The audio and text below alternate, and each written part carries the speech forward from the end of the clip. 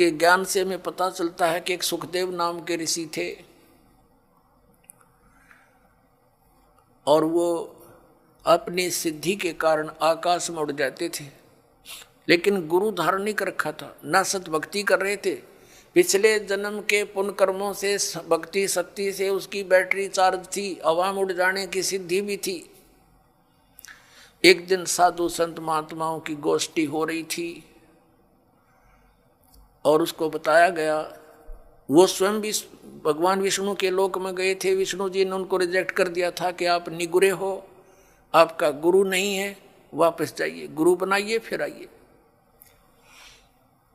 फिर उसने अन्य संतों से डिस्कस किया तो सभी ने बताया कि सुखदेव जी आपने गुरु नहीं बना रखा, ये सबसे बड़ी भूल है तेरी।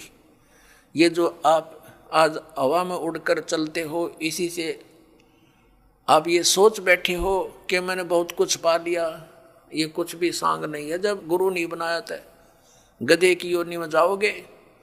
जो ही उसको ये बात सुनने में आई तो उसने पिछले जन्म उसका एकदम सामने दिखाई दिया। फिर सुखदेव ऋषि ने बताया कि एक समय मैं गधे की योनि भोग रहा था, अंधा हो गया, मेरे मालिक ने छोड़ दिया, लठ मारे घर से निकाल दिया।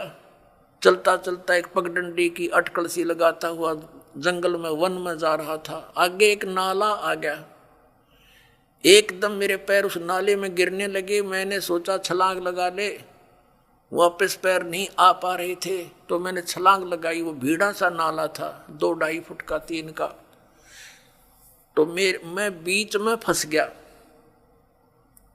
चारों पैर लटके आगे पीछे थे, उसके नाले की पटड़ियां पर अड़ गया।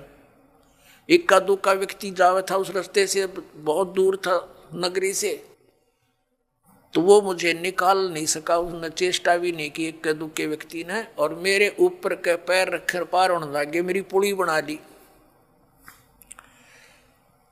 10-15 दिन तक भुगत कर जीवन अंत हुआ।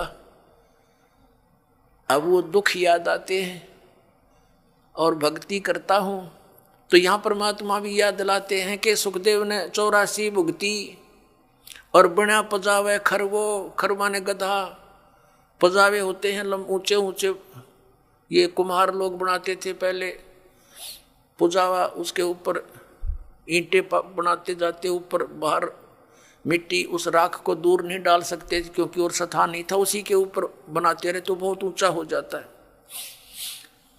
तो परमात्मा कहते हैं सुखदेव ने 84 भुगती, बना पजावे खरवो, और तेरी क्या बुनियाद प्राणी, तू पेंडा पंथ पकड़वो, तेरी क्या औकात है बोली आत्मा, तो ये रास्ता पकड़ जो मोक्ष मार्ग है, इस मनुष्य जीवन को नष्ट ना करे।